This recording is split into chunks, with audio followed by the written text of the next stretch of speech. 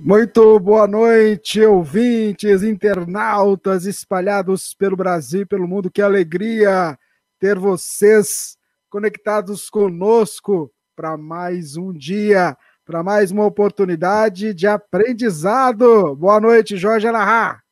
Boa noite, Rubens, e boa noite a todos que estão ligados na Web Rádio Fraternidade, a emissora do bem na internet, construindo um mundo melhor. Boa noite a todos, que prazer estar novamente aqui com todos vocês. É isso mesmo, Jorge, ouvintes, amigos queridos. A gente sempre começa com uma prece. É essa prece que eu convido você para que juntos a gente possa manter essa conexão com Deus, rogando a Ele o amparo, a assistência para a nossa atividade da noite, tendo a certeza de que os amigos espirituais se farão ao lado de cada um de nós, em especial ao lado do nosso querido Jorge Alahá, para que ele possa ser um instrumento de Deus falando aos nossos corações. Sob o teu amparo, Senhor, o amparo destes benfeitores, nós iniciamos a nossa atividade desta noite. Pois é, hoje é dia 17 de agosto de 2020.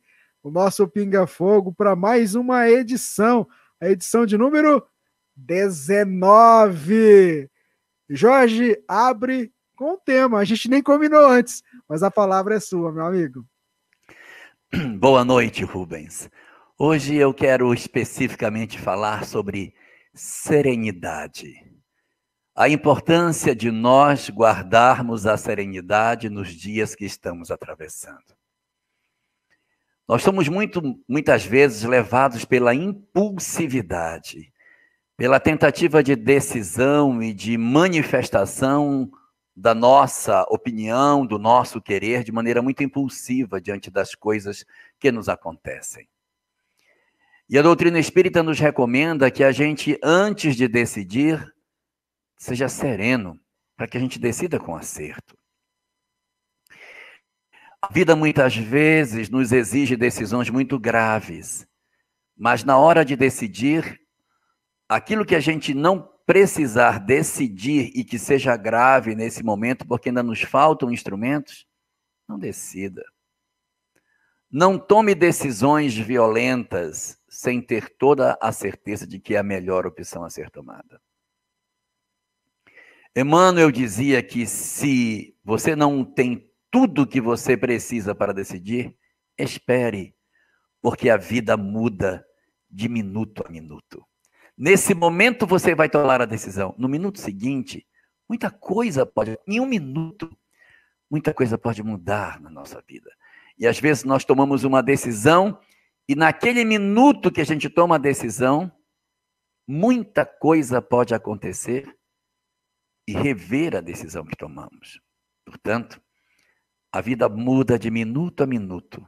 Então aguarde se você não tem certeza que a decisão é a correta. E nesse sentido, Joana de Ângeles vem em nosso socorro e traz uma frase também muito importante, dizendo que todas as decisões tomadas a golpe de machado, nós voltaremos a elas.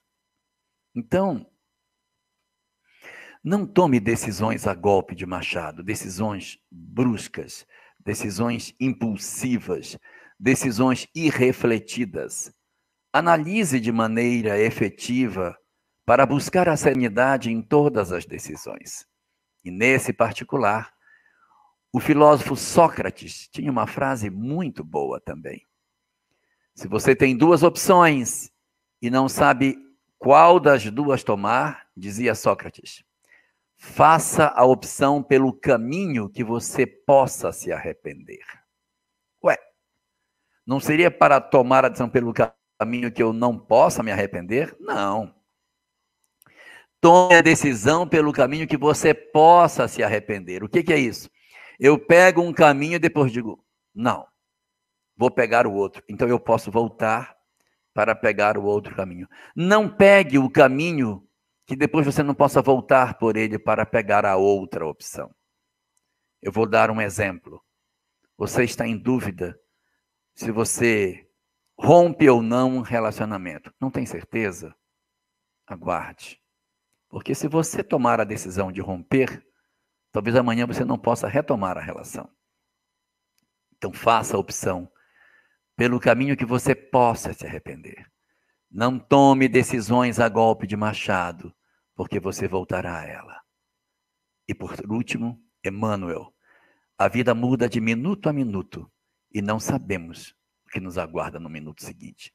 Portanto, serenidade nas nossas decisões e consideremos os aspectos de que não estamos sós e que Deus, o Senhor de todas as coisas, governa verdadeiramente as nossas vidas. Então vamos lá. Vamos para a atividade de hoje, para o trabalho de hoje, agradecendo aos amigos que estão conosco, que retransmitem a nossa live, esse nosso momento, esse nosso pinga-fogo, a nossa gratidão a todos vocês que estão conosco e que estão chegando. Olha, eu vou dizer para vocês que são inúmeras as perguntas, né? Não acredito. Nós não vamos dar conta. Cheio. Já começou cheio. Mas bom, é assim, Jorge, é cheio de perguntas. Olha, eu vou começar com uma pergunta que eu acho que talvez a gente recebeu aqui várias, tem a ver com o que está sendo colocado na mídia aí todos os dias, a gente recebeu pelo WhatsApp também. Eu vou reunir nessa pergunta que a nossa irmã Thaís Elaine de Assunção pergunta: como a doutrina esclarece o caso de estupro da menina de 10 anos que resultou na gravidez e a autorização do aborto? É uma pergunta delicada, uma situação delicada. A gente recebeu vários questionamentos aqui também no WhatsApp. E eu passo para você, afinal você está no Pinga Fogo. Começamos bem, não? Porque a gente já resolve um monte de pergunta aqui. Tá bom, vamos lá. O primeiro ponto a ser observado com relação a toda essa questão. O Espiritismo não é doutrina condenatória. O Espiritismo não é doutrina para dizer é isso ou não é isso. Isso é o certo e isso é o errado. Nós não vamos encontrar nenhuma obra espírita dizendo o espírita não pode beber, o espírita não pode fumar. Você não vai achar isso, nenhuma obra espírita. Mas as obras são unânimes em dizer que é desaconselhável que isso seja feito. Mas compete ao indivíduo, compete a cada um de nós, pelo nosso livre-arbítrio, tomarmos a decisão que nós assim quisermos. Então, nós não temos na doutrina espírita um propósito de ser uma doutrina moralista, uma doutrina regradora, e que vai excluir as pessoas.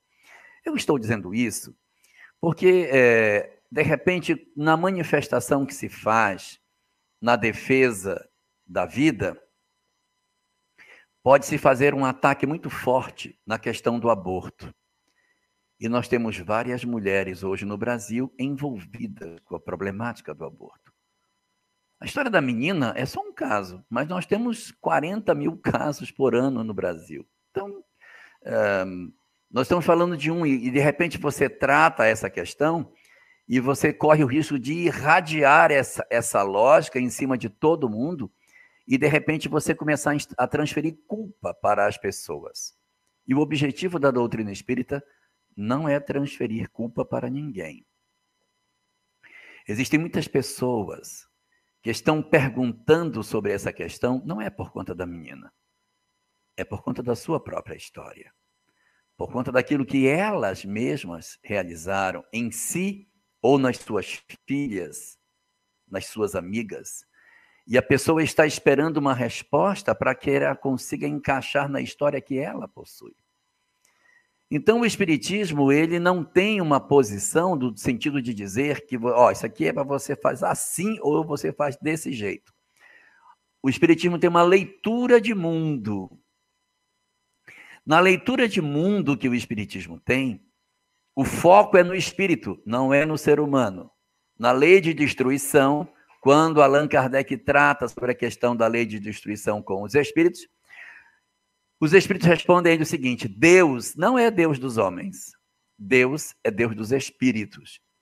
E o Senhor, Deus, Se comporta como o general de um exército que está mais preocupado com os seus soldados do que com o uniforme que eles usam. O uniforme que nós usamos são os nossos corpos. E, portanto, as questões físicas, elas representam menos do ponto de vista espiritual do que as questões do ponto de vista da alma, que são as questões que vão permanecer conosco, as questões do campo moral. Então, como entende a doutrina espírita? O espiritismo entende que a vida existe com um propósito.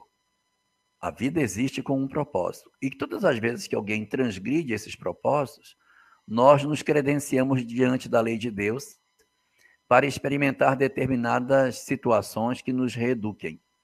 Então, estamos falando muito de uma pessoa, e não estamos considerando o ato que antecedeu a isso. E que também tem que ser considerado. Nós não estamos dizendo com isso que o que houve antes não é traumático. Sim, é traumático.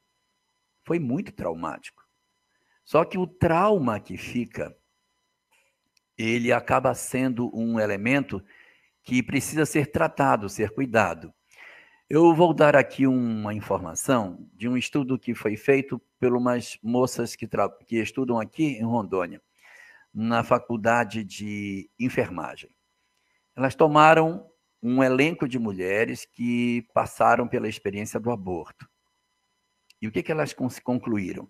Que essas mulheres, esse artigo científico está publicado, essas mulheres que passaram pela experiência do aborto, elas sentem um alívio enorme quando elas praticam o aborto. Um alívio enorme, porque elas retiram um peso dentro de si por conta de um conflito que elas possuíam. Só que esse período de alívio, ele diminui com o tempo.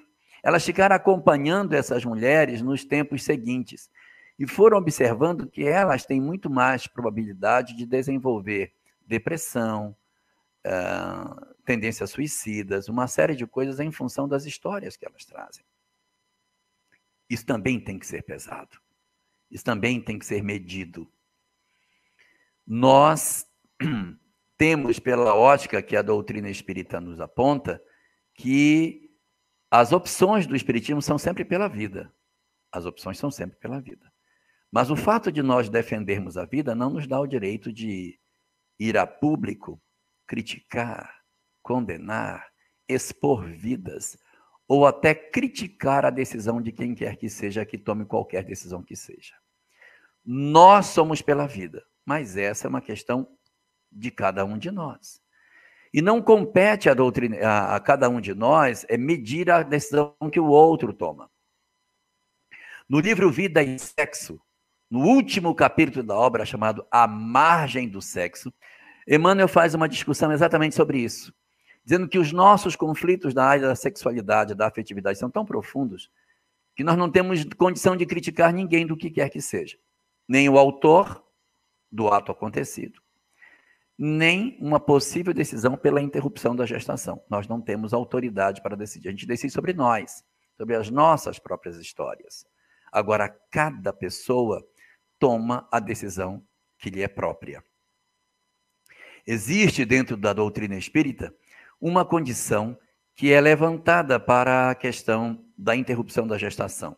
É quando a vida da mãe corre perigo. Se a ciência entender que, em função da idade que a menina tem, ela não tem condição de ter esse filho, nós estamos enquadrados nesse cenário.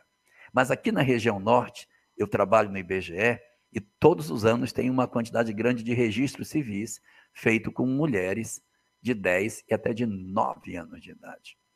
Então, isso, na verdade, não caracterizaria uma condição de impossibilidade da gestação. Agora, sem dúvida nenhuma, há traumas muito profundos que precisarão ser tratados. E o que propõe a doutrina espírita nos casos em que, vitimada por um processo tão violento como um estupro, a mulher não queira aquela criança. Ela tem o direito de não querer. Ela doa a criança. Essa é a proposta do espiritismo. Não consegue suportar? Doa. Porque está se observando todos os ângulos dessa questão, mas não está se enxergando a criança que está vindo. Ninguém está cogitando sobre o planejamento desse indivíduo. E não é o fato de alguém ter nascido por um ato violento que obrigatoriamente vai ser um espírito perturbado, uma alma doente ou coisa parecida. O que provém do corpo é corpo e o que provém do espírito é espírito. Resumidamente, então, a doutrina espírita não está abonando a conduta daquilo que provocou o ato. Ele tem que ser julgado de acordo com a lei humana. A leitura da doutrina espírita é sempre a favor da vida. E da vida como um todo. A vida da menina, que precisa ser preservada, no sentido psicológico e tudo, físico, verificar as condições orgânicas para isso, e a vida de quem está nascendo, de quem está vindo. Mas não temos o direito de criticar a decisão de quem quer que seja. Cada pessoa decide aquilo que lhe é próprio. Então, quem tem uma leitura de mundo, tem uma leitura de mundo. O outro tem outra, tem outra. E nós não vamos criticar, nem vamos levantar bandeiras se as coisas forem diferentes daquela que nós entendemos. A Associação Médico Espírita até publicou um material sobre isso, não é, Rubens? Sim, tem uma nota que saiu hoje, né? Eu até recebi há pouco, da Associação Médico Espírita, que diz assim, ó, nós da Associação Médico Espírita do Brasil, a AME Brasil, estamos acompanhando o noticiário sobre a menina de 10 anos que engravidou em decorrência de estupro. Além da necessária punição aos responsáveis pela inaceitável violência sexual e emocional que a criança vinha sofrendo, lamentamos que seu caso esteja sendo usado como lobby ideológico por grupos defensores do aborto. Informações relatam que médicos que acompanhavam o caso pelo noticiário entraram em contato disponibilizando gratuitamente serviço e toda a infraestrutura para pré-natal, parto e pós-parto, visando dar opção à gestante e sua família de não matar o bebê. Conforme o Livro dos Espíritos, questão 359, o aborto só se justifica quando a gravidez gera risco à vida da mãe. Lembramos a afirmativa de Emmanuel no livro Leis Morais, capítulo 11, onde diz, entre aspas, o aborto provocado, mesmo diante de regulamentos humanos que o permitem, é um crime perante as leis de Deus. Diretoria da Associação Médico Espírita do Brasil. Jorge. Ok, eu só queria aproveitar e falar um pouco, se você me permite, Rubens. Claro. Mulheres que já viveram essa experiência. Isso é importante, Jorge, isso é importante. Já recebemos muitas perguntas acerca disso. Que nós não sintamos nas nossas costas o peso exagerado de uma decisão que nós tomamos lá atrás. Muitas vezes, durante o nosso período de adolescência, nós tomamos algumas decisões que depois a gente não tomaria se fôssemos adultos. Então, a gente tem que fazer o trabalho de auto-perdão, de autoaceitação e de acolhimento de nós próprios. Porque Deus não tem uma face vingadora. A face de Deus é sempre uma face educadora. E a face da educação de Deus é para corrigir em nós o que nos falta. Então, se o que nos falta é o sentimento de maternidade ou de paternidade, que a gente faça, então, uma reflexão em nós para que a gente desenvolva isso em nós, porque é esse que é o objetivo da lei. O objetivo da lei nunca será punir alguém por aquilo que fez, mas sim dar ao indivíduo a condição dele se recuperar diante da vida.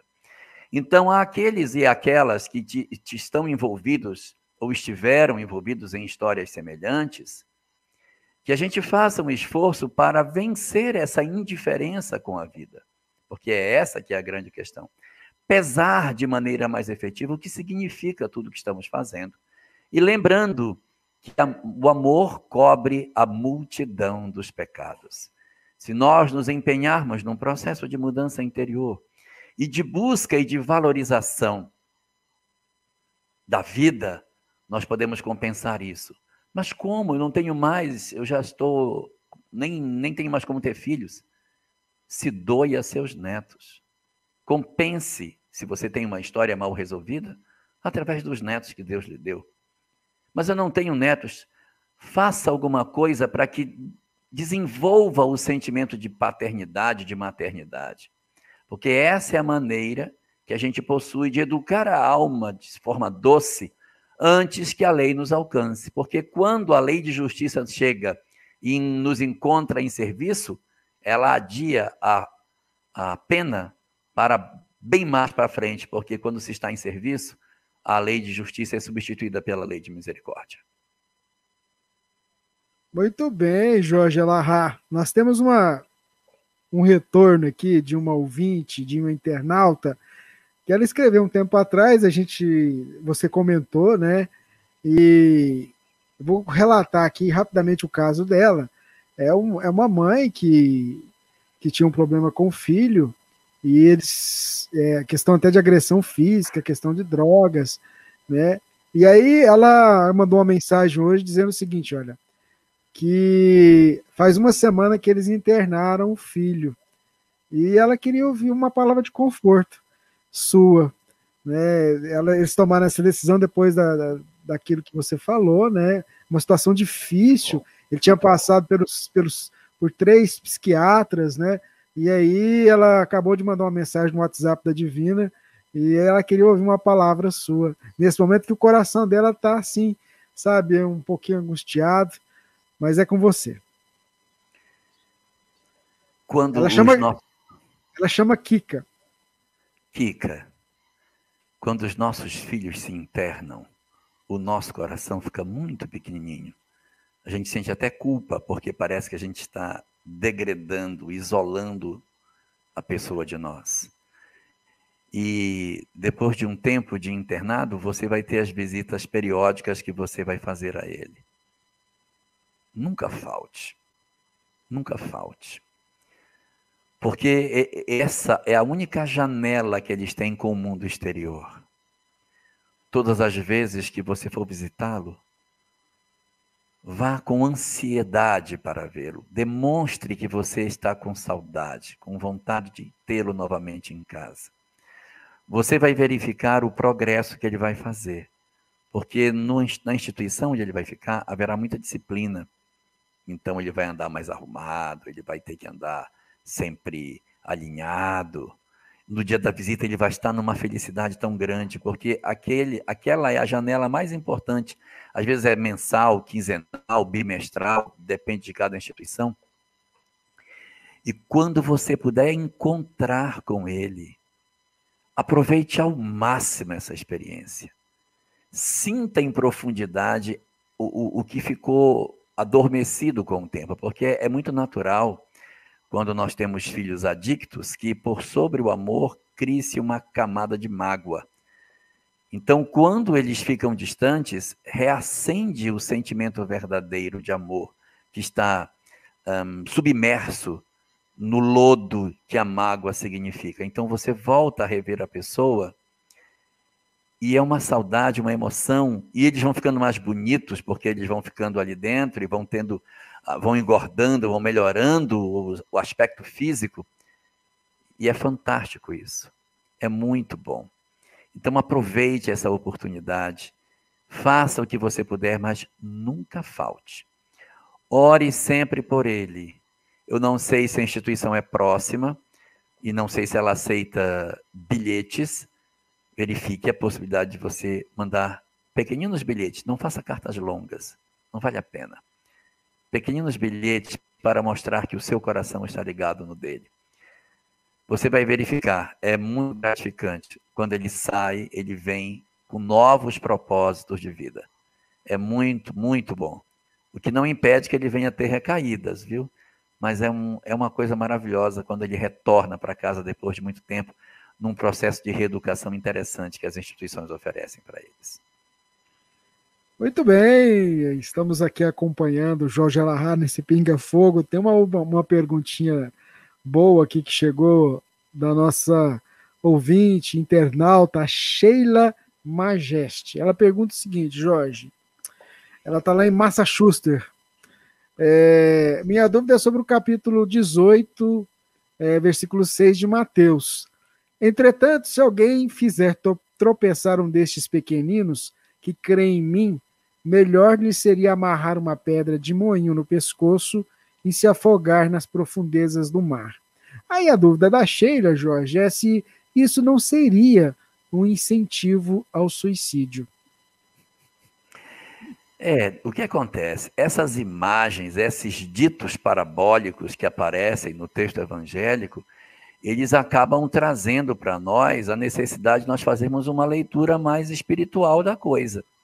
Essa leitura que você está colocando, do 18:6, ela parece muito com outras passagens que dizem: se o teu olho te serve de escândalo, arranca o teu olho e joga para longe de ti. Se você for pegar isso de maneira literal, meu Deus, é um processo de automutilação. Então, essas imagens, que ficam até fortes, quando elas são ditas, a gente estranha, porque nós não esperamos isso dito por Jesus. Então, a gente para, faz uma reflexão e diz: isso não pode ser assim. E fazemos uma leitura espiritual. Então, se nós fazemos uma leitura espiritual desse texto e não o acolhemos de maneira literal, é porque nós temos uma outra base que não é o evangelho mesmo para poder ter a nossa bússola moral. Porque se a nossa bússola fosse só o evangelho, a gente diria: não, tem que arrancar o olho e jogar fora. Tem que amarrar a pedra de moinho no pescoço e jogar no mar. Então, isso é indicativo de que existe para nós alguma coisa que nos dita o que é a verdadeira reserva de comportamento que a gente tem que ter. E isso está em O Livro dos Espíritos, nas Leis Morais. O Evangelho do Cristo, ele é um repositório de muitos ensinamentos. Mas esse livro a gente não tem certeza se o que está escrito nele foi exatamente o que Jesus disse. O texto foi copiado tantas vezes, durante a Idade Média passou tantas vezes de mão em mão, até chegar em Gutenberg a gente não sabe o que foi possível de ser mexido, tirado, incluído, e como foi que as pessoas trataram os ensinamentos do Cristo. A obra de Kardec, o Evangelho segundo o Espiritismo, é exatamente para tentar mostrar a identidade entre as duas mensagens morais. Mas é lógico que nós encontramos, assim como essa, outras passagens que nos são difíceis de aceitar como sendo do nosso governador planetário. Por quê? Porque ela tem esse traço da dificuldade de nós termos garantia da autoria das falas. Mas com a doutrina espírita, a gente tem a referência ideal. E quando vem a dúvida, o que fazemos nós?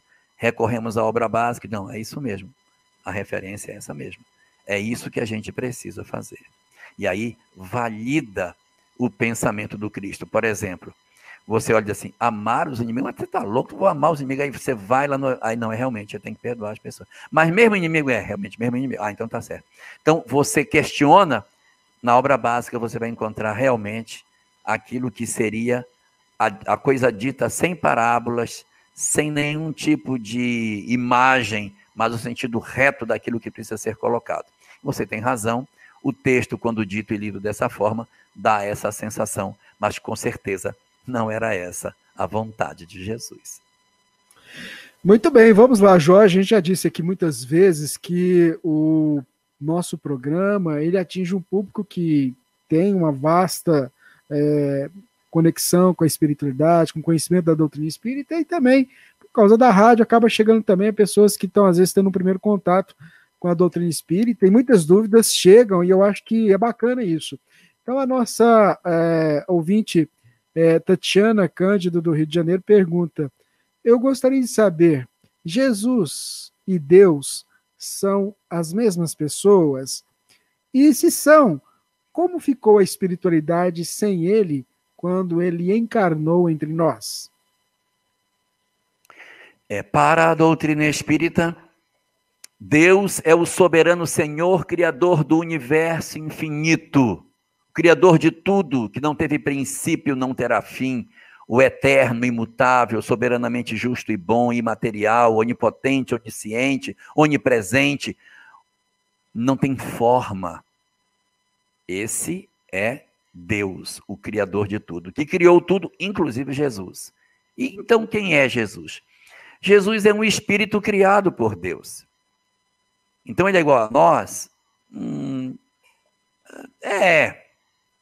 Só que ele é muito mais antigo do que nós. É um espírito muito mais velho do que nós. Muito mais velho. Para termos uma ideia, Jesus toma conta do planeta Terra e nós somos apenas um habitante do planeta Terra.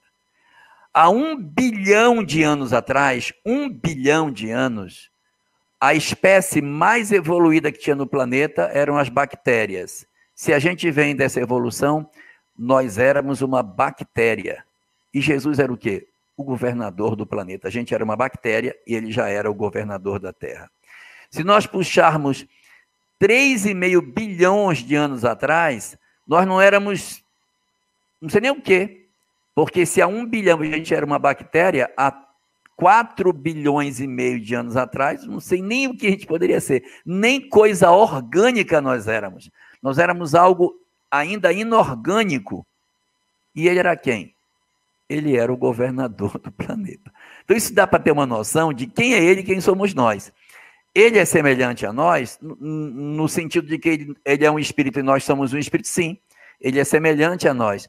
Mas a distância que existe dele para nós é muito grande. Ele é um espírito com uma evolução imensa já feita.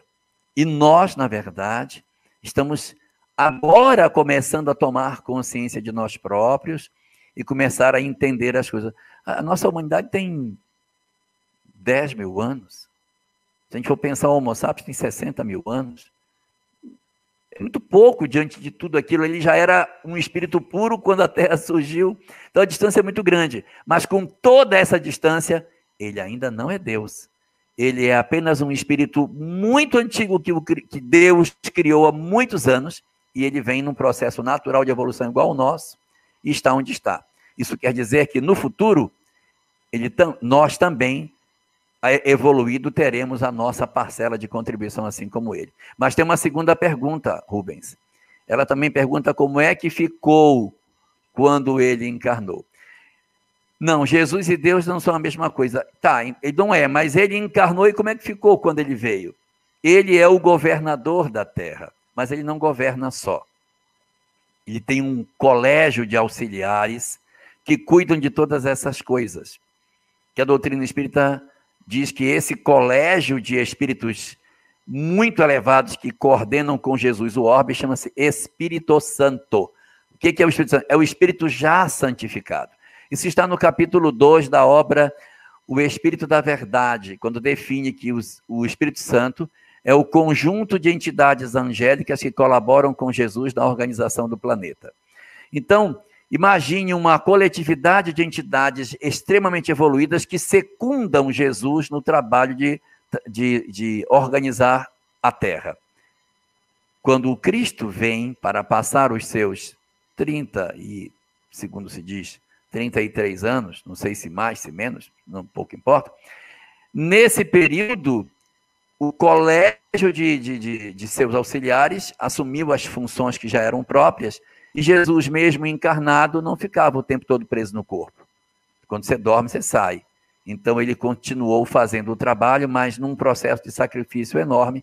Ele vem à Terra não para morrer na cruz, que seria o sacrifício, mas encarnar na Terra, conviver com a mediocridade humana. Essa foi a sua maior renúncia.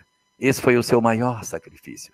E aí ele renasce junto com a miséria dos homens, e com isso deixa para nós uma lição extraordinária. Não perdeu o vínculo com seus auxiliares, mas foi apenas uma pequenina janela de tempo em que ele esteve conosco, mas ao mesmo tempo também do lado de lá. Muito bem, é o nosso pinga-fogo, quando o Jorge toma água ali. Vamos lá, pessoal da Mocidade Espírita de Urutá, em Goiás, faz 3 perguntas aqui, vou passar para o Jorge, todas dentro do mesmo sentido. Os espíritos desencarnados podem influenciar os animais? Os animais podem perceber os desencarnados? Os animais podem sentir as vibrações dos desencarnados? E aí, Jorge? Essa questão está tratada no livro dos médiuns, chamado Mediunidade em Animais. E o que Kardec diz lá? Ele diz o seguinte, que os animais, eles podem perceber o mundo espiritual, mas eles não podem servir de médiuns, tal como o homem se presta. O que se quer dizer com isso? Não dá para um espírito, através de um cachorro, fazer uma palestra na casa espírita. Não dá. ele não tem aparelhamento para poder permitir com que o animal fale, se expresse, receba uma psicografia, não vai dar.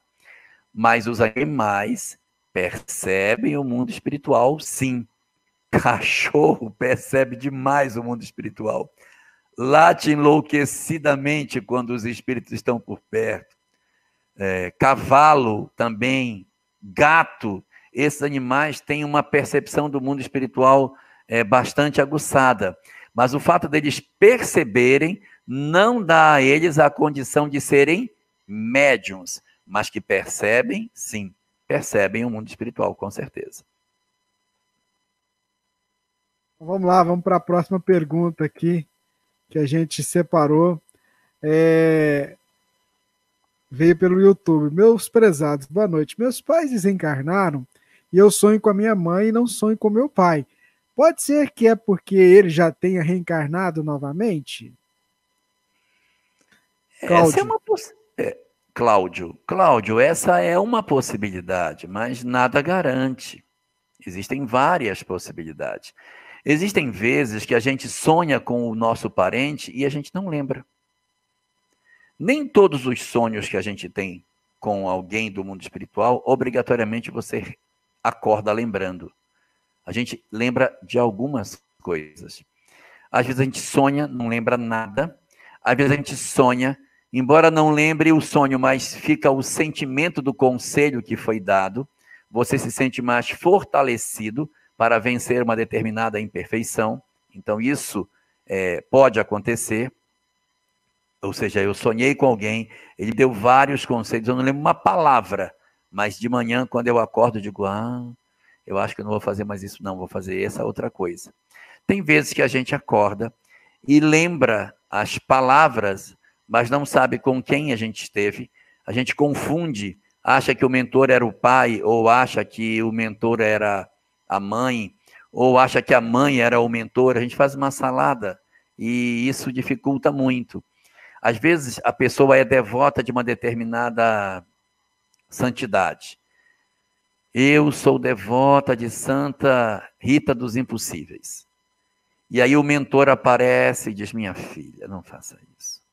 E aí o mentor conversa. E a pessoa se sente tão envolvida na presença do mentor, e quando ela acorda de manhã, ela diz, você não acredita. Eu sonhei com Santa Teresinha dos Impossíveis, Santa Rita dos Impossíveis. Ela veio aqui na minha cama. Ela estava, inclusive, com essa mesma roupa que aparece aqui nessa imagem que eu tenho aqui na sala. Até esse lascadinho que tem aqui na saia, ela também tinha. Então, o que é isso? Você acaba fazendo uma transposição do que você idealiza como referência naquilo que aconteceu. Então alguém diz assim, eu sonhei com o meu pai. Não era o pai, era o mentor. Eu sonhei com o meu mentor. Não era o mentor, era o pai. Porque a gente traduz em cima das nossas crenças aquilo que acontece conosco durante o sono.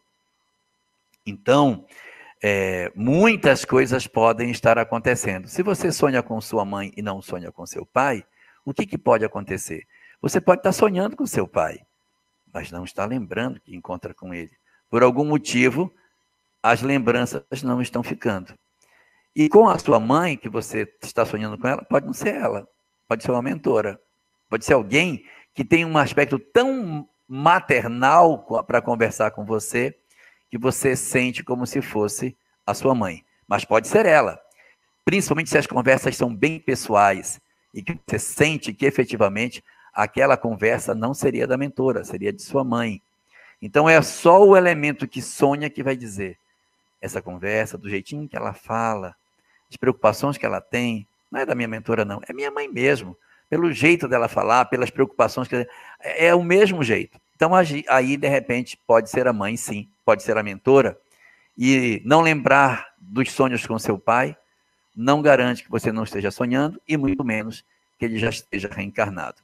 Ele pode não estar realmente se comunicando com você por algum motivo particular dele, ele pode estar se comunicando e você não lembrando, e pode também acontecer, sim, dele estar reencarnado. São várias as hipóteses.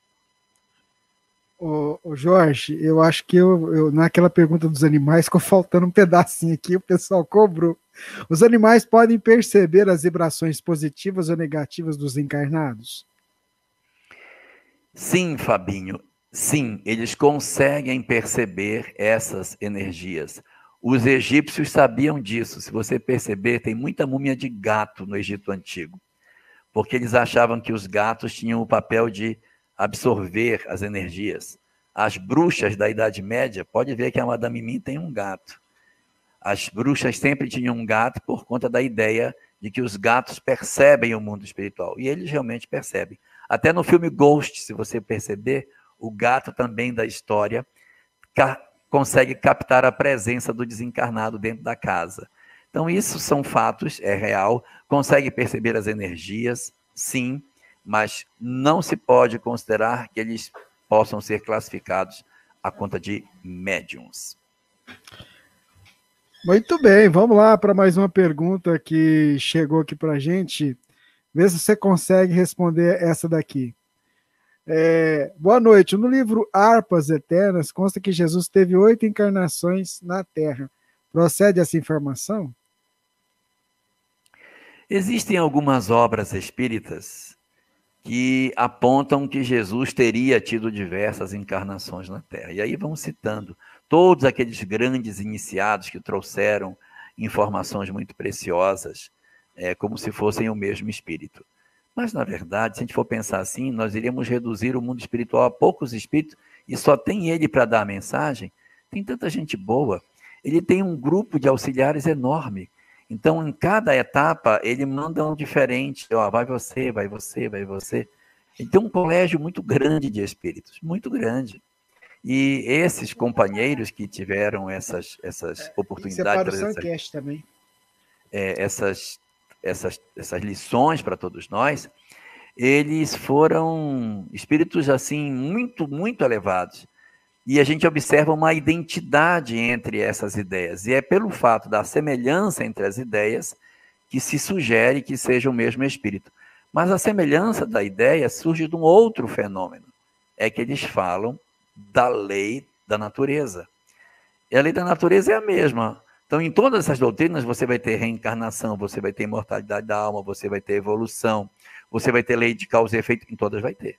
Se você pegar Krishna, Buda, Sócrates, todos vão ser a mesma coisa. A Zaratustra. E o pessoal vai buscando Mitra, várias experiências, Pitágoras, e tentam dizer que todos esses seriam o mesmo espírito. Mas não é isso que a obra espírita segura nos afiança. Ela nos diz que Jesus encarnou uma única vez. Porém, não nos prendamos demais a isso, porque isso não muda as nossas vidas. Se algum dia nós conseguirmos provar que Jesus veio muitas vezes, isso não muda. Se foi ele uma vez ou se foi ele todas as vezes, não é o mais importante.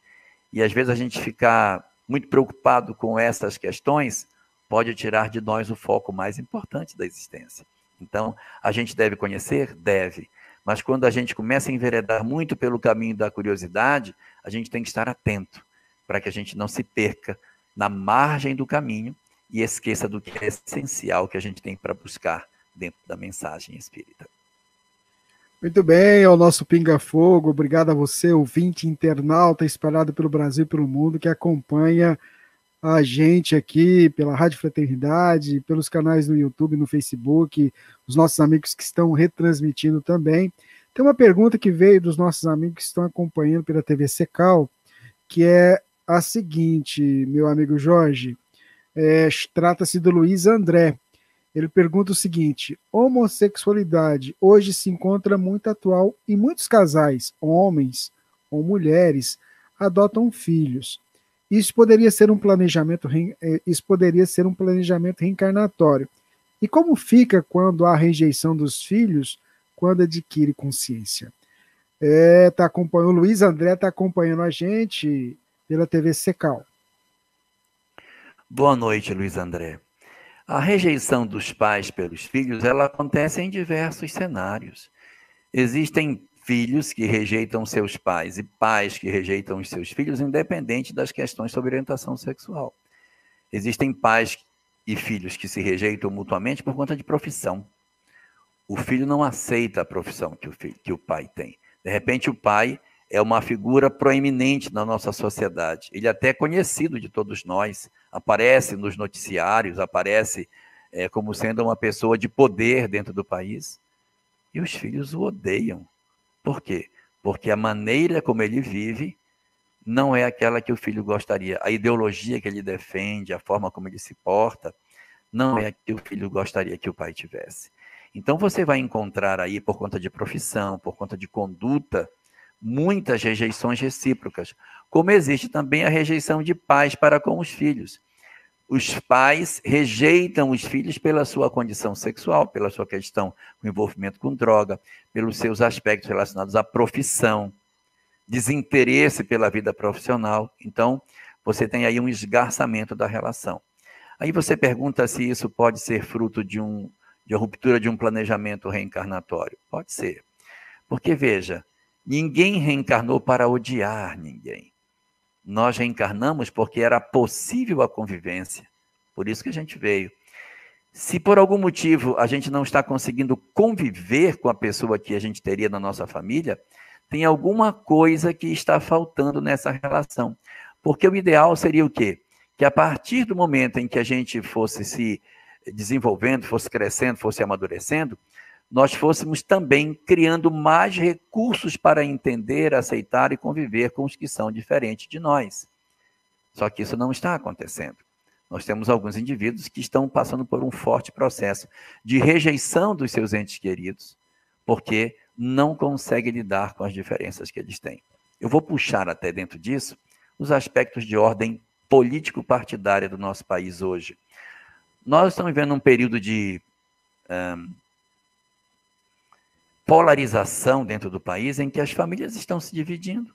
Os filhos estão se afastando dos pais e os pais dos filhos por conta de questões do campo político.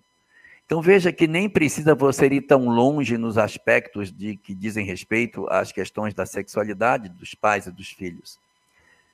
Os aspectos políticos hoje estão nos dividindo. Então, em vez da gente focar nesse ângulo em si, a gente tem que pensar por que eu não estou conseguindo aceitar o outro do jeito que ele é.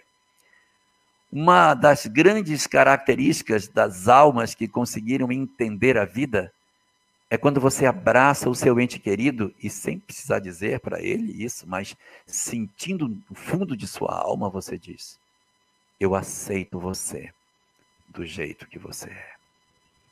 Mas é do fundo da alma. É você abraçar o filho com o sentimento de dizer: meu filho, eu aceito você, eu acolho você do jeito que você é. Porque a família que a gente tem é a que está aí colocada. A nossa família que nós temos é essa que a gente tem. Então a gente fica querendo escolher como se estivesse na prateleira: não, essa aqui não está boa, eu queria aquela ali.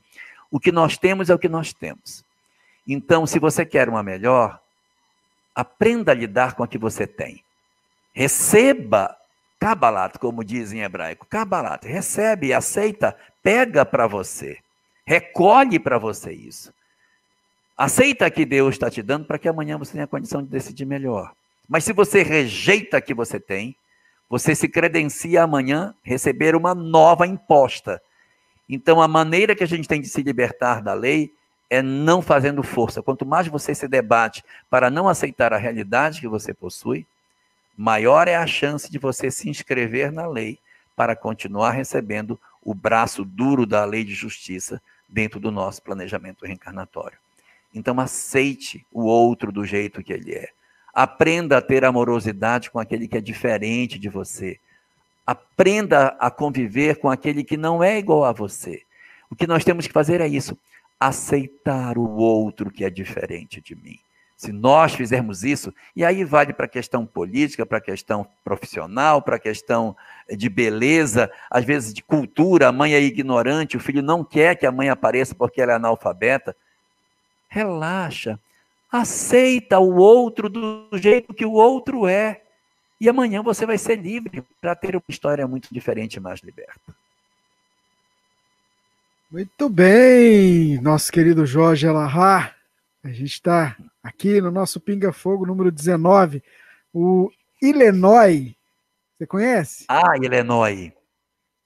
Então, Illinois, pede para o Júnior de Lourenço mandar a pergunta de novo, porque ela sumiu em tanta mensagem aqui, para eu poder fazer para ela, viu? Tá?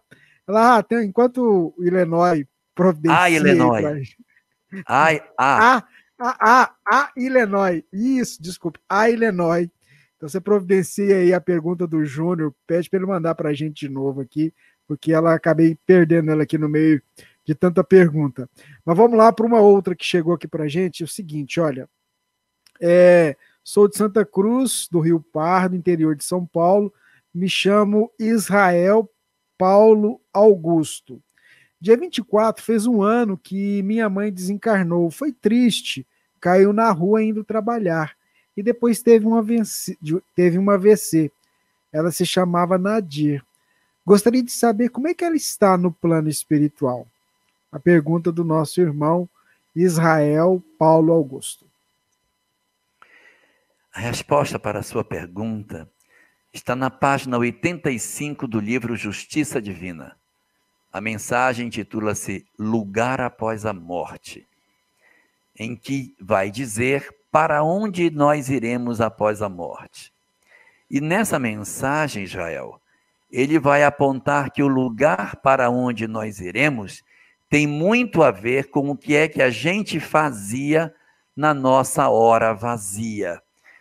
Emmanuel diz o seguinte nessa mensagem: você pega o nosso dia e tira tudo que são obrigações sociais. Trabalho, profissão, tira tudo. Todas as obrigações familiares, tira tudo.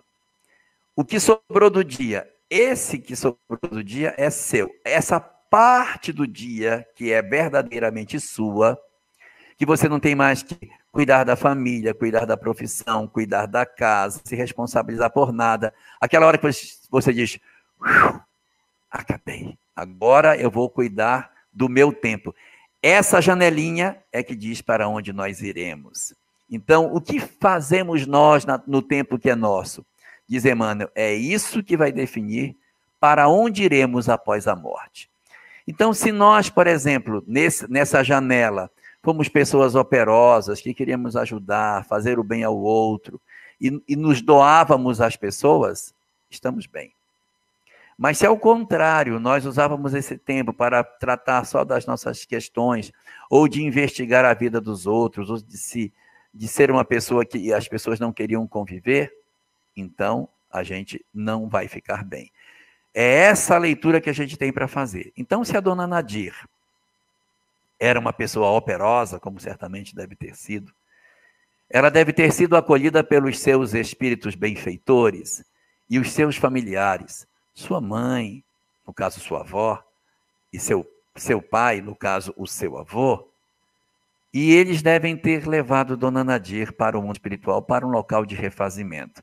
É a condição mais esperada nesse período, porque existe, sim, no mundo espiritual, muita gente que passa por um processo doloroso na desencarnação. Mas essa experiência, ela está reservada para as almas endurecidas, as perversas, os maus, os indiferentes, os cruéis, os que não tinham o coração voltado para o próximo. Aqueles que têm uma vida preocupada com o outro, que fazem aquilo que puderem para atender aquilo que os outros lhe pedem, eles são inscritos numa determinada condição espiritual de ter muitos amigos do lado de lá, e quando desencarnam, costumam ser muito bem acolhidos do outro lado da vida. Então, para a dona Nadir, muito certamente, esse deve ser o destino que Deus reservou para ela. Muito bem, Jorge, ouvintes, amigos. Vamos lá, a pergunta chegou, ó, dos nossos amigos. Aí, ó, o Júnior Lourenço pergunta: como o espírita deve lidar com ansiedade e depressão? Um abraço, pessoal de como é que chama lá? Itabaiana. Isso, Itabaiana. Itabaiana, Sergipe. Isso. A grande questão aí, Júnior, é a gente conseguir efetivamente saber as causas desse fenômeno. Porque às vezes a gente está trabalhando nos efeitos e não cuida das causas. Se eu tenho um processo de ansiedade, por que eu tenho?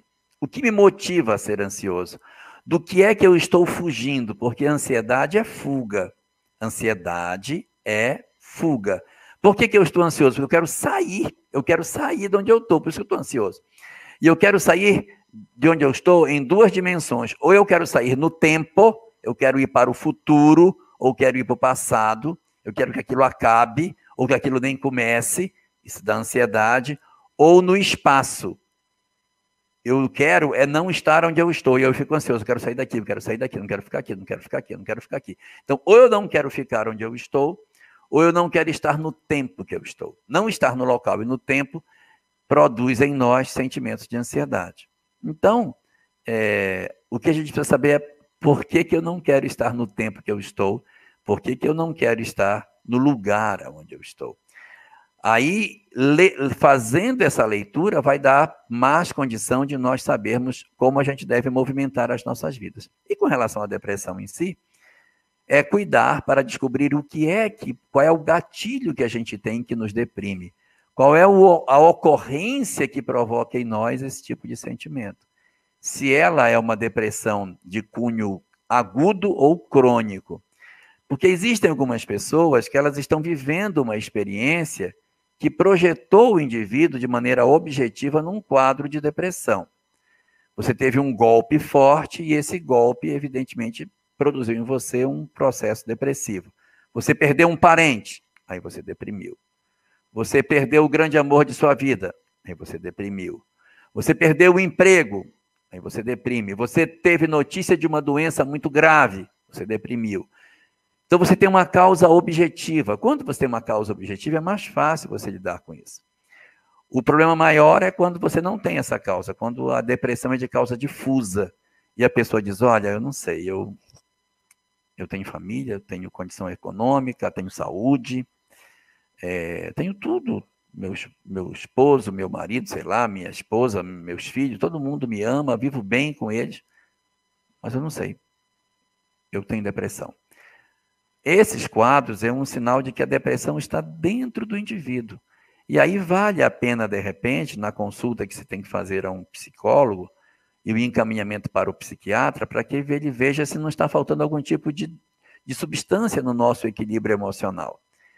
E o psiquiatra vai nos apresentar algum tipo de medicamento para equilibrar as emoções. Equilibrando, você tem condição de caminhar com mais facilidade e conseguir resolver e ganhar força para enfrentar as coisas que você tem para enfrentar. Nos casos agudos em que você perdeu, houve uma perda, e você está vivendo o luto dessa perda, então, de repente, a medicação vai ser usada naquele período do luto, acabando essa fase, você está liberto dessa medicação. Nos casos crônicos, aí você talvez tenha que ver como que isso vai ser tratado, tentar entender a razão verdadeira desse fenômeno depressivo para que ele não agrave. Que se ele agravar, vai ficar cada vez mais complicado a forma de trazer a pessoa de volta para a vida chamada vida de relação. Que a tendência da pessoa em depressão é que o buraco vai ficando cada vez mais fundo e ela vai se isolando mais. Então é aí que a gente tem que cuidar para que isso não aconteça com a gente.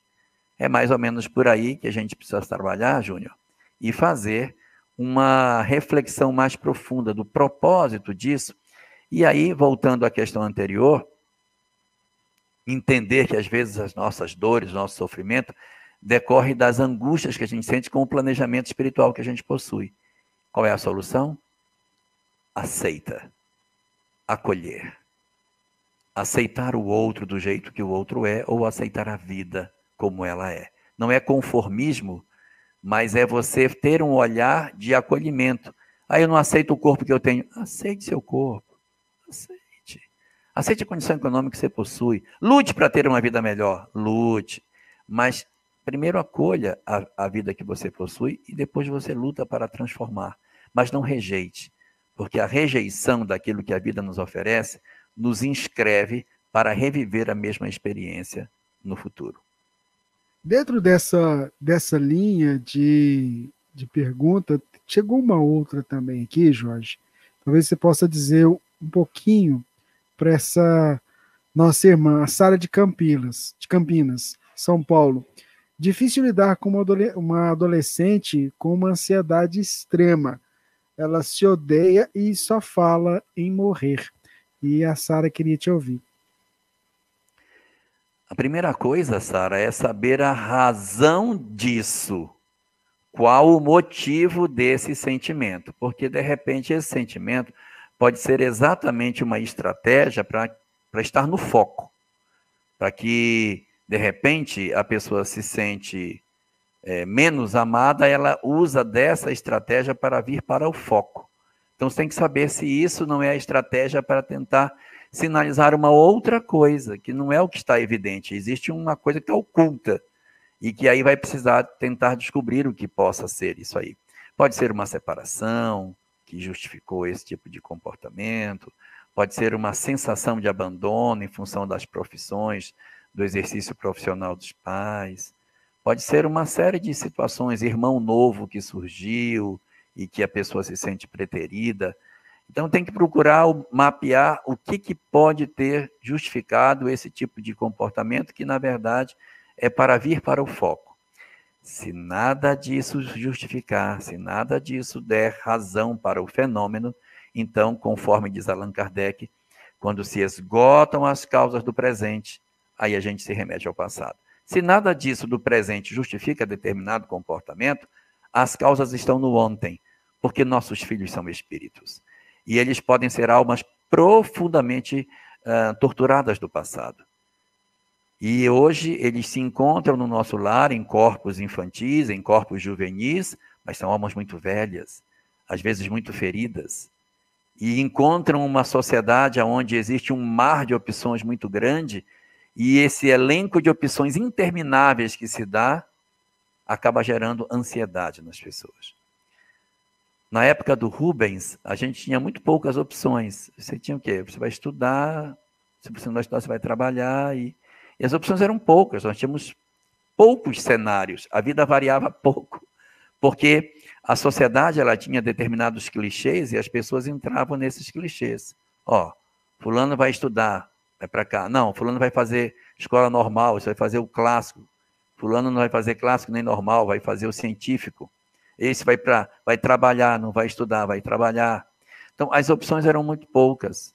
Hoje, abriu-se uma quantidade tão grande. Você não quer ir para aula hoje? Não vá, minha filha, fique em casa. Não está se sentindo bem? Fique em casa. Não quer estudar mais? Não, estude, pronto. Você quer estudar de novo? Estude. Quer mudar de faculdade? Mude. Então, é tanta opção, tanta que as pessoas se sentem ansiosas porque elas não sabem o caminho que elas pegam. O que ela pega, será que é esse? Eu acho que não é esse, eu acho que é aquele. E isso está gerando muitas angústias também. Então, nossos filhos podem ser espíritos que trazem profundos conflitos do passado. E encontrando a sociedade de hoje cheia de tantas portas, onde nada está fechado, todas as experiências são apresentadas como experiências válidas, alguns sentem ansiedade porque não sabem por qual caminho entrar. Então, às vezes, precisa de ajuda para saber o caminho que tem que tomar. E aí, no caso específico, para você, serenidade, tá? Serenidade. Senão você entra no buraco junto. A gente, na tentativa de salvar os outros, tem que amarrar uma corda na cintura e amarrar na árvore. Porque senão a angústia do outro e a preocupação em querer cuidar do outro pode nos arrastar junto. E a gente acaba ficando codependente nesse processo de sofrimento. Então, não esqueça. Mantenha um grupo de amigos que consiga garantir a você o espaço de paz que você precisa para você não ficar absorvida por essa experiência que tire de você a capacidade de perceber o lado bom e maravilhoso que a vida possui. Seguindo aqui com o Pinga Fogo, mais uma pergunta, essa aqui da Liduína Dantas. Jorge, gostaria que você falasse sobre a passagem de Moisés no Mar Vermelho, pois tenho muitas dúvidas. Como aconteceu essa passagem, se é que aconteceu? Muito bem, muito bem. Eu sou seu amigo. Você é muito amigo meu. Muito obrigado. A dúvida do ouvinte e do nosso internauta. A passagem da travessia do Mar Vermelho, se eu não me engano, está no livro de Êxodo, capítulo 16, que narra essa travessia. A travessia, ela traz notas bastante extraordinárias, porque ela diz que realmente ele bateu, o que está escrito no texto bíblico, ele bateu com o cajado e fendeu a água. Ele fendeu a água e duas paredes se formaram, uma à esquerda e à direita, e os filhos de Israel atravessaram o mar a seco. Naquele filme Os 10 Mandamentos, quando os carros do povo de Israel atravessam, até faz poeira onde eles passam. Não só separou, como secou o fundo do rio de maneira muito forte. Mas existem muitos questionamentos sobre isso. Os próprios judeus, quando discutem essa questão, eles não dão essa atenção que os cristãos dão para esse fenômeno. Eles não se abraçam a isso e dizem, esquenta a cabeça com isso não é o mais importante. Ele mesmo diz, não esquenta a cabeça com isso. Então, existem filmes que mostram assim, aquela parede de água de um lado e os peixinhos dentro daquela parede de água de um lado e do outro. Mas alguns estudiosos apresentam algumas questões bem interessantes. O primeiro está no livro E a Bíblia Tinha Razão. Eu não vou lembrar agora o nome do autor, mas é um livro que tenta encontrar as justificativas para as questões que apresentam-se estranhas no texto bíblico. Nessa obra, que é um clássico, E a Bíblia Tinha Razão, deixa eu ver se eu acho aqui. Nesse livro, ele fala que, aqui o nome dele é Werner Keller. Werner Keller, o nome do autor. Então, nessa obra, ele vai falar sobre a travessia do Mar Vermelho, diz assim, não diz que é no Mar Vermelho, nós é que inventamos que foi no Mar Vermelho, não está escrito em lugar nenhum que a travessia foi do Mar Vermelho.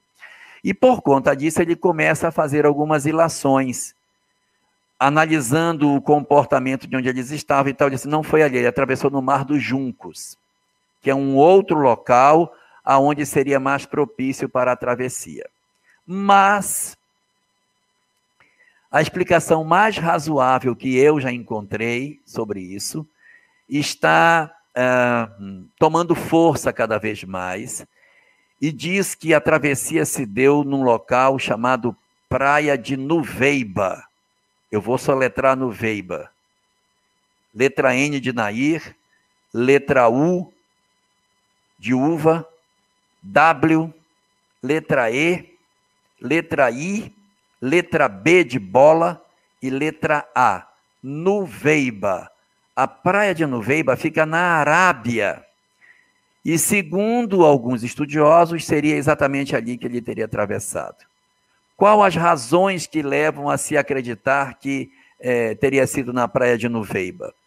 Porque a praia de Nuveiba ela é uma praia que surge numa garganta, num desfiladeiro. Existem montanhas muito altas, e aí, nessa garganta, ela chega numa praia que abre uma enseada bastante grande para a travessia. Esse desfiladeiro poderia justificar uma frase que aparece nos evangelhos, dizendo no texto bíblico, que diz que quando os hebreus estavam atravessando quando os judeus estavam atravessando o Mar Vermelho, na época que eles estavam atravessando, uma coluna de fogo segurou o exército egípcio, e o exército egípcio ficou preso atrás da coluna. Mas como que o exército inteiro ficou preso atrás de uma coluna? Se foi um desfiladeiro e tivesse uma coluna de fogo, realmente o exército não passa. Mas se fosse um campo aberto, o exército contornaria a coluna. A praia que se forma, ela dá plenamente para as 2 milhões de pessoas, que foram aqueles que se creem que saíram do Egito na condição de escravos. E o mais impressionante de tudo, nessa praia, segundo os estudiosos, existe uma lombada no fundo da água, como se fosse razoavelmente fundo, mas ali onde está a praia, houvesse uma passarela. E diz que um vento forte soprou do leste. O vento soprou e quando soprou a água deslizou para a direita. Aí aparece essa plataforma. Os judeus então atravessam em cima dessa plataforma para o outro lado. Depois que eles estão do outro lado, a coluna de fogo desaparece e os egípcios entram nessa mesma praia e atravessam nessa nesga de terra que existe na praia de Nuveiba para o outro lado. é quando o vento cede e a água volta e pega os egípcios. É o que se sugere. Curiosidade sobre o fato. O rei Salomão, que viveu há 900 anos antes de Jesus, portanto 500 anos aproximadamente depois de Moisés, mandou construir 2 colunas de bronze. Se a gente for visitar a praia de Nuveiba, de um lado e do outro, existem colunas que Salomão mandou erguer, estão lá até hoje, celebrando o local onde os hebreus teriam atravessado, o que reforça a tese. E no fundo dessa área onde eles teriam atravessado, existe resquícios de carruagens egípcias. E nós estamos falando da Arábia. Não era para ter carruagens egípcias por ali. Então, essas evidências parecem apontar que a praia de Nuveiba seja o local onde a travessia teria acontecido. É razoável que seja assim, porque você teria um fenômeno mais natural e não nada tão extraordinário para a travessia naquela época. Então, dentro dessas leituras, você vai ter aí essas 3 opções. O mar fazendo 2 paredes, como está posto no texto bíblico, no livro de Êxodo, acho que 16. A Praia dos Juncos, do livro E a Bíblia Tinha Razão, e a Praia de Nuveiba, que é hoje muito mais discutida pelos estudiosos como sendo o local razoável da travessia de Moisés. Esqueça o Mar Vermelho. Muito bem, senhor Jorge Alahá. Aos poucos a gente vai aprendendo aqui no Pinga Fogo, edição número 19.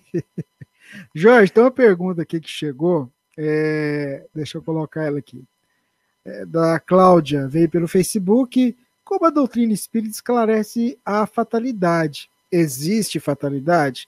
Não entendi sobre isso no Livro dos Espíritos. A nossa internauta Cláudia acompanhando a gente. Muito bem. Existe 2 doutrinas. Uma doutrina que diz que tudo na nossa vida é determinismo, ou seja, tudo está traçado na palma da nossa mão, nas linhas da mão, já está definido o destino. Isso é uma questão de determinismo. E existe uma segunda doutrina que diz que não existe isso. Nós somos, na verdade, movidos pelo fatalismo. Não existe determinismo. O homem é que constrói seu próprio destino. Qual das 2 o Espiritismo é adepto? Do determinismo, que diz que nossas vidas estão pré-traçadas, ou do fatalismo, que diz que não é assim, que nós somos livres para tomar o destino que nós quisermos? Qual é o destino? Qual é a visão do Espiritismo? A terceira via. Para a doutrina espírita existe uma terceira via no meio das 2. Porque nós não temos determinismo, é verdade, só temos um determinismo, seremos espíritos evoluídos e puros, temos encontro marcado com a felicidade. Esse é o único determinismo que temos. Mas nós temos programação espiritual, não é destino, mas existe uma programação para nós. Então, a fatalidade, ela não é absoluta. Nós temos livre-arbítrio? Temos, mas o livre-arbítrio é limitado, não temos livre-arbítrio absoluto. Não, eu não quero mais ser professor, eu quero mudar de profissão, agora eu vou ser médico. Tem vezes que consegue, tem vezes que não consegue. Existem coisas na nossa vida que você não consegue mudar. O determinismo nos impõe determinadas situações, porque o livre-arbítrio está tolhido. Não é que a gente não tenha condição de decidir. Tem. Ué, por que eu não posso? Porque decidiu errado lá atrás. Então eu não tenho livre-arbítrio? Tem. E por que eu não uso? Porque decidiu errado quando tinha. Você tinha a capacidade de decidir. Decidiu errado. Aí, nova chance, decidiu errado de novo. Quanto mais errado você vai decidindo, mais vai estreitando. Menos opção você vai tendo. A camisa vai apertando e você vai tendo que entrar pela manga. Não tem jeito. Porque manga que eu estou falando é aquela por onde o boi passa, não é a manga de camisa. Assim como o boi vai sendo levado para entrar pela manga, para ser ferrado, assim também o espírito, se ele começar a se rebelar muito, vai estreitando as opções para ele. Então, o fatalismo, que é uma doutrina que considera que nós estamos sujeitos a tudo e que nada rege a nossa vida, não é uma doutrina aceita pelo espiritismo. Ah, então vocês são deterministas. Não, também não somos. Nós temos uma terceira via. Nem o fatalismo e nem o determinismo. Mas o quê? Programação espiritual. Eu tenho livre-arbítrio dentro de um certo limite, uma folga onde eu posso viver, mas sem liberdade plena, mas sem amarração plena. O meu livre-arbítrio deixa com que eu me movimente dentro da minha programação. Há pessoas que nunca irão passar por determinadas experiências. Por quê? Porque na programação espiritual dela aquilo não está previsto. Não está. Ah, fulano... Eu sou muito distraído. Hoje mesmo eu acabei esquecendo. Eu esqueci a chave do meu carro. Eu fui para o trabalho. Outro dia eu fiz isso. Eu saí do carro com um monte de objetos.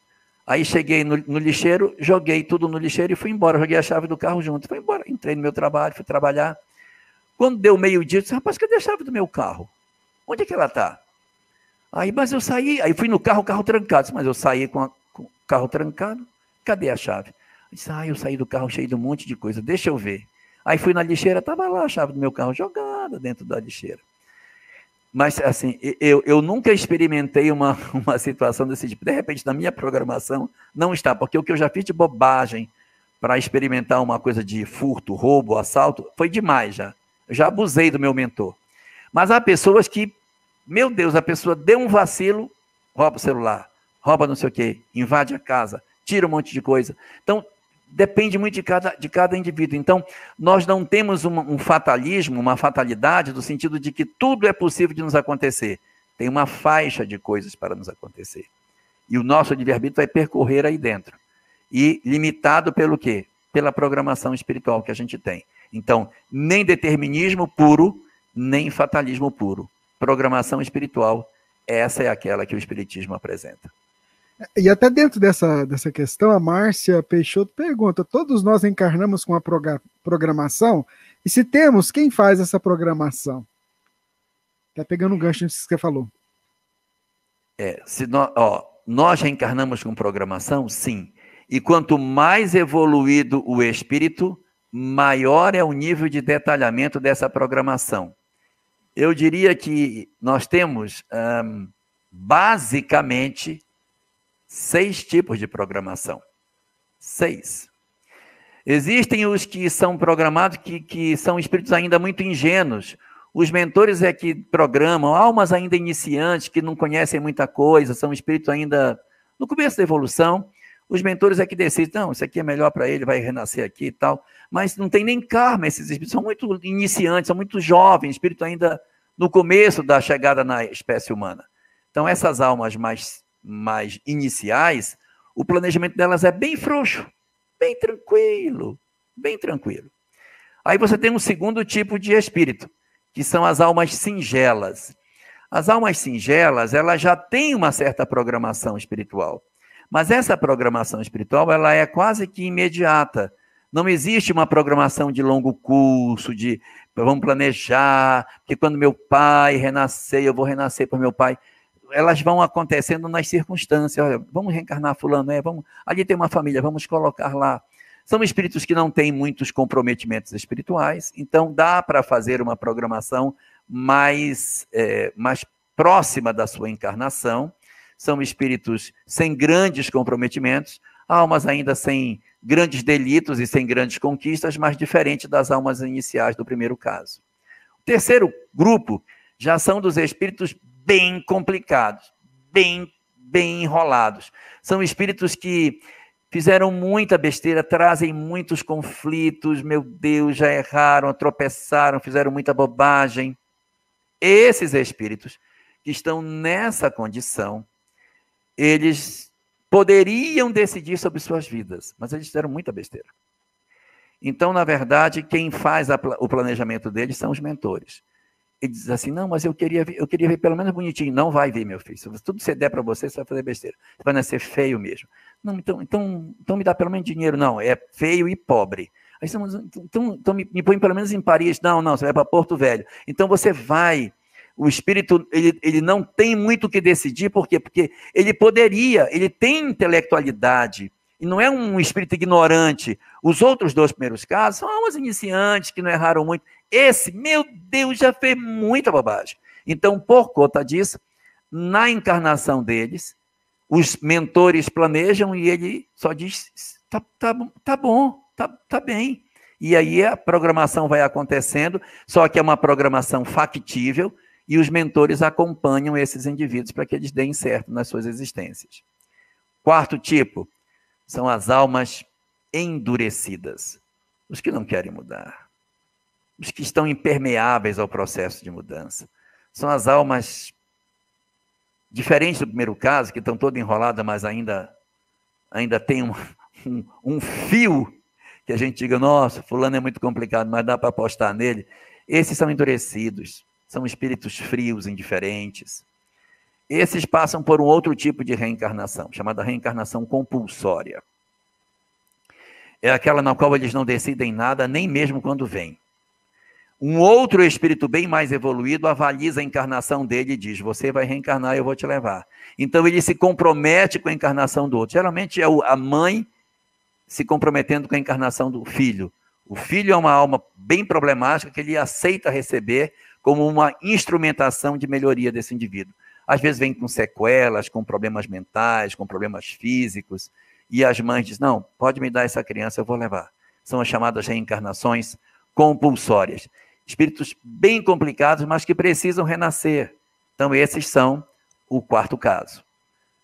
5º caso, são os espíritos operosos, espíritos que podem, já fizeram besteira, mas querem acertar, estão querendo mudar, são espíritos que já têm uma caminhada evolutiva, já fizeram besteira, já aprenderam o que é o errado, começaram a fazer o certo, então eles vêm para ajudar no bem. E quando eu falo ajudar no bem, não estou falando de religião, não. Eles vêm para ser profissionais que vão ajudar a sociedade, pessoas comprometidas com a mudança, são trabalhadores do bem, e o bem não tem fronteira. Esses, quando vêm, meu Deus, tem uma programação espiritual extremamente cuidadosa. Os mentores cuidam para que o corpo seja saudável, para que as doenças morais que eles tenham não afetem o corpo. Eles recebem um aporte de misericórdia enorme, uma assistência espiritual incrível. São espíritos que, quando vêm à Terra, poderiam vir numa condição bem pior. Mas exatamente por eles serem aqueles que são, e a possibilidade que eles vão ter de poder exercer entre os homens as suas tarefas, eles têm uma legião de amores, de amigos do mundo espiritual, que tudo fazem por eles. Se sentem extremamente amparados, motivados, vivem em função dessa motivação que os espíritos podem fazer sobre eles. E aí dizem, poxa, por que eu não tenho? Porque você não está sintonizado. Se você sintonizar, sente. É que nós temos dificuldade de sintonizar com essas entidades. Mas os trabalhadores do bem, eles têm isso. Tem tropeços, tem quedas, mas eles estão dispostos a mudar. Então, são eles, quando é feita a programação, eles participam. Eles dizem, não, mas não, mexe um pouquinho que estou bonito demais, me faz um pouquinho mais feio para não me dar trabalho. Não, me dá menos dinheiro, porque se sobrar eu posso fazer besteira. Então, eles já começam a participar. Já é um planejamento feito a muitas mãos, inclusive do reencarnante, que também opina e quer as oportunidades de serviço. E o 6º e último tipo de planejamento, basicamente, que existe nas obras espíritas, é dos espíritos sublimados. Esses, quem planeja a volta, são eles. E o que fazem aqueles que sustentam a sua reencarnação? Se comovem com os programas extraordinários de amor que eles vêm cumprir na Terra.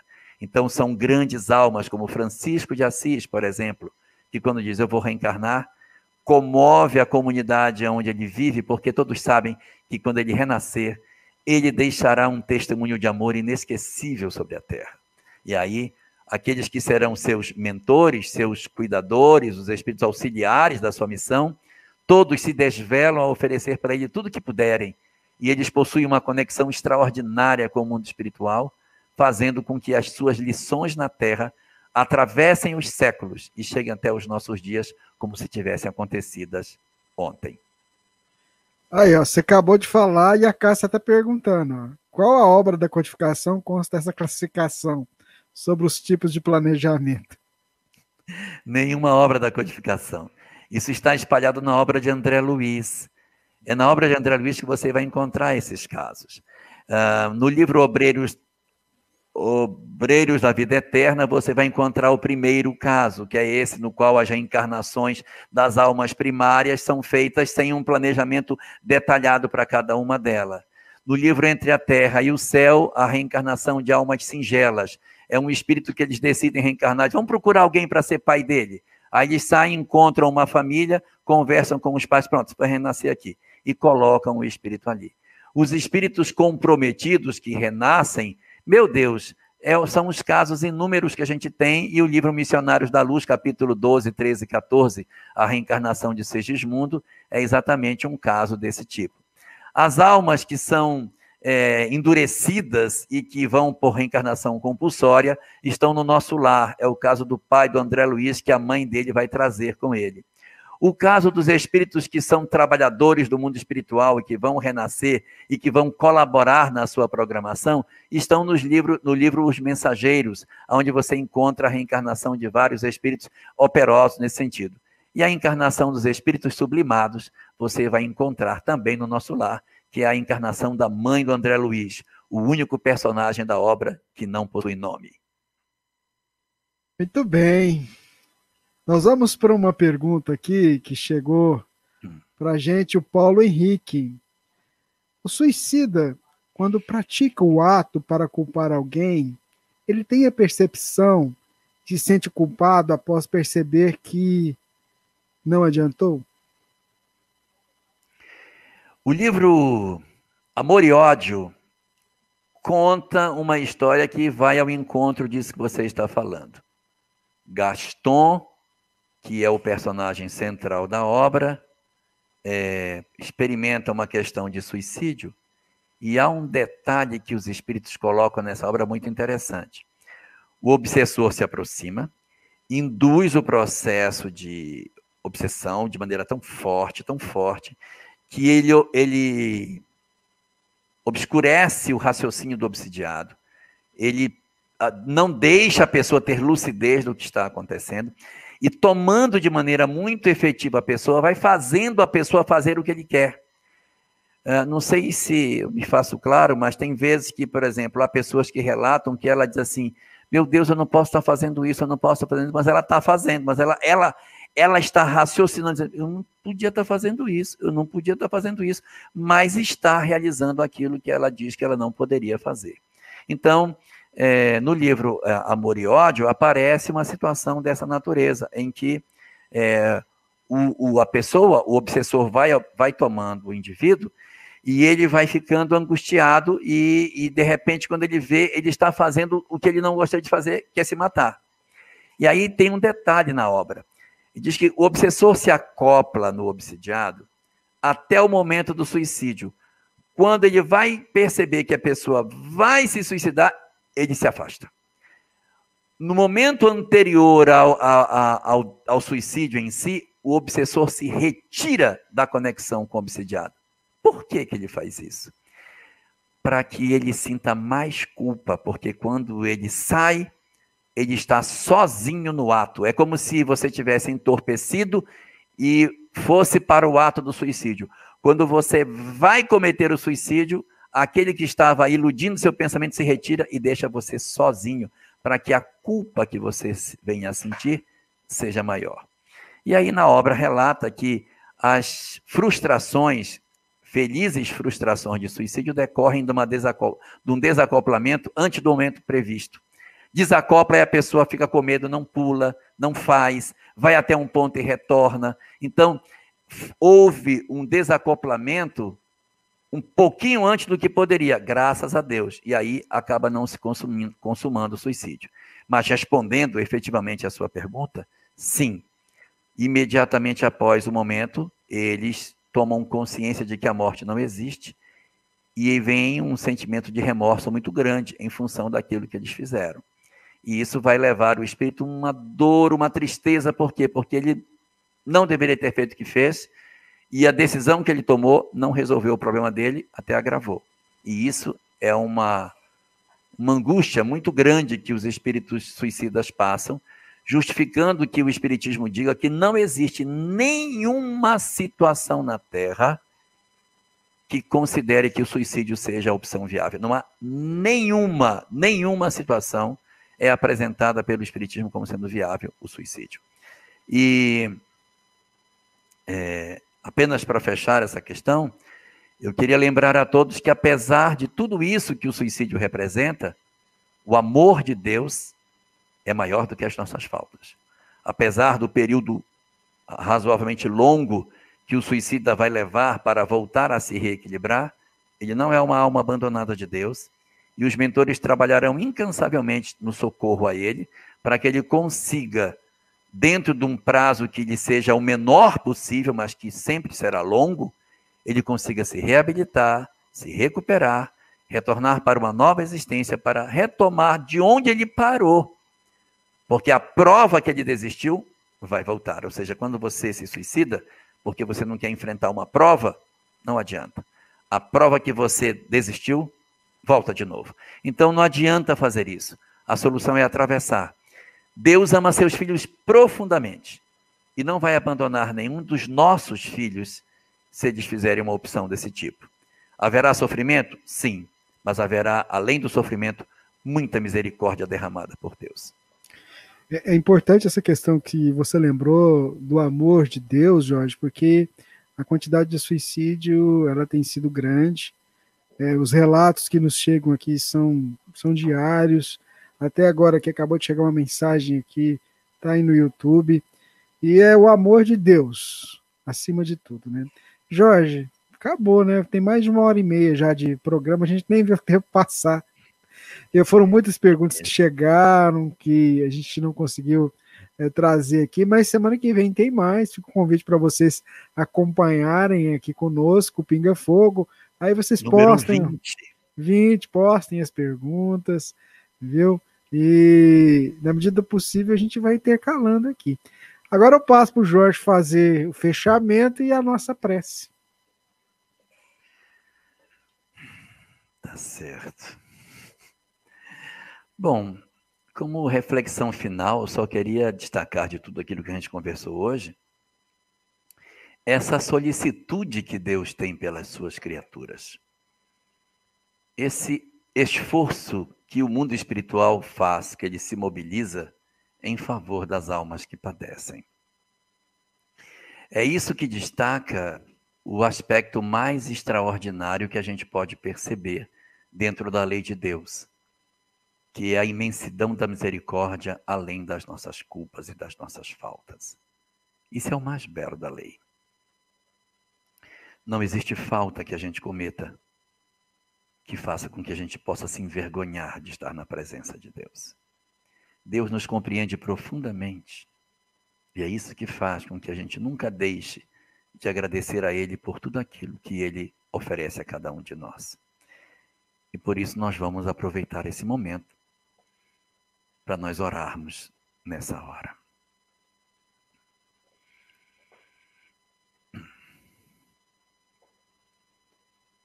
Senhor da vida, Senhor de tudo quanto existe, nosso Criador, nossa causa, a quem temos tanta dificuldade de compreender e de reconhecer a presença nas nossas vidas. A Ti, Senhor, comparecemos para Te dizer da dificuldade que sentimos em conseguir atravessar o mar das grandes provas. Comparecemos diante de Ti para Te falar dos nossos fracassos e das nossas fraquezas, diante das provas que a vida nos trouxe e que não conseguimos ultrapassar. Estamos diante da Tua presença divina para confessar diante de Ti, Senhor, de todas as coisas, que o meu orgulho que o nosso orgulho, Senhor, nos impediu de perceber o teu amor por trás das provas que nos ofereceste. Perdoa-nos por não conseguir entender as lições que tu nos encaminhaste através das experiências que produziam lágrimas, que produziam em nossas vidas a angústia e a sensação do abandono. Comparecemos diante de ti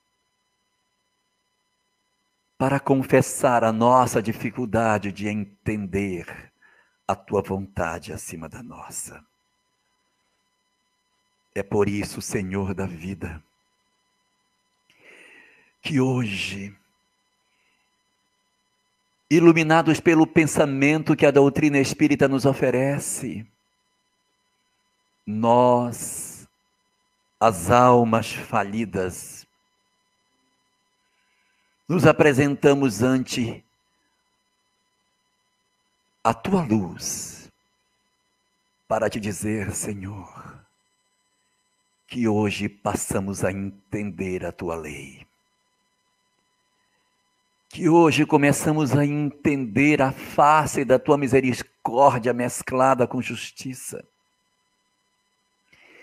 E os instrumentos que tu te utilizas para dulcificar as nossas almas e desalgemar os nossos corações da loucura que carregamos dentro de nós. Estamos diante de ti para oferecer as nossas vidas, para que tu delas disponhas como tu assim quiseres, porque aprendemos a não rejeitar as lições que tu nos ofereces.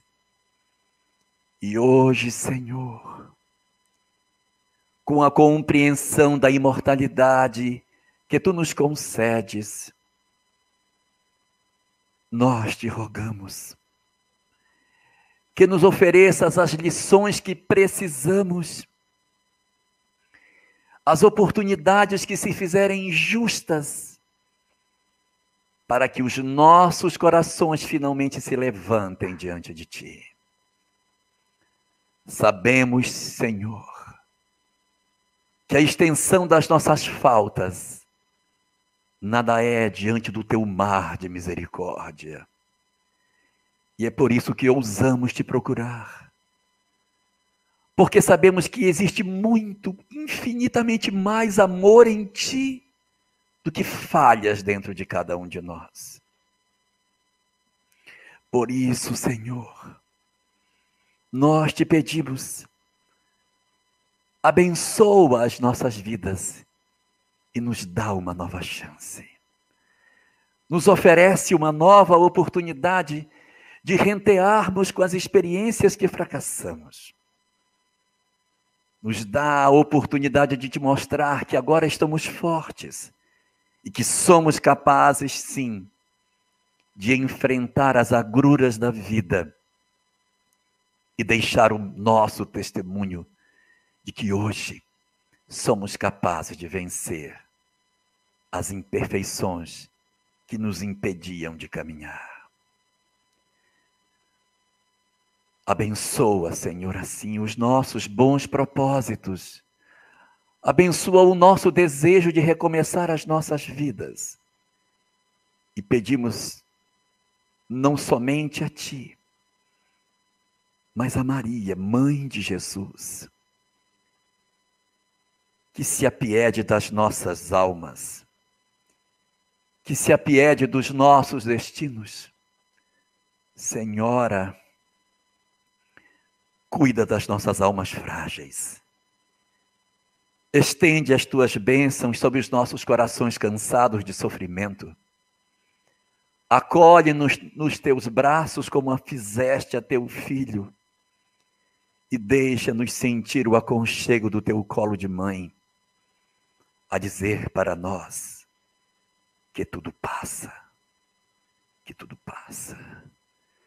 Vem, Senhora, e acolhe-nos e apresenta-nos para o futuro venturoso que haveremos de ter na expectativa daquilo que Deus, o nosso grande Pai, há de nos oferecer. Obrigado, Senhor, por todas as bênçãos e por todas as oportunidades. Abençoa todos nós e guarda as nossas almas sob a tua proteção, sobre a tua bênção no vale da paz e da esperança, na certeza de um amanhã muito venturoso para todos nós. Muito bem. A nossa gratidão a Deus, a esses amigos espirituais que nos assistem, inspiram, para que a gente continue nessa luta de aprendizado. Muita gente perguntando aqui, senhor Jorge Alahá, o que você toma para ter essa memória boa? Eu não sei. Você não lembra? Eu não lembro. Na verdade, não, sabe o que acontece, Rubens? Essa memória, acho que foi o dom que Deus me deu. Ela não é tão boa assim, não. Eu esqueço tudo. Você esqueceu a chave, você falou agora mesmo. Eu esqueço tudo. Eu sou todo atrapalhado, eu perco tudo. Olha, a chave do meu carro, ela é assim para eu pendurar no pescoço, porque eu esqueço, eu perco. Tá aqui, ó. Tá aqui. Ela fica assim, porque eu perco. Eu perco tudo. Eu perco bolsa, eu perco tudo. Eu vou de carro, volto a pé. Meu Deus, eu faço isso demais. Então, assim, minha memória, ela não é tão boa. Se perguntarem para minha esposa, ela vai dizer, ela é péssima a memória dele. Eu tenho memória boa para data, tenho memória boa para coisas que eu aprendo. Mas para a vida, meu Deus, é um sofrimento. Eu sou ultra desligado. A Divina está falando que tem essas coisas mesmo também. Gente, fique com Deus, Jorge. Obrigado. Semana que vem a gente está de volta.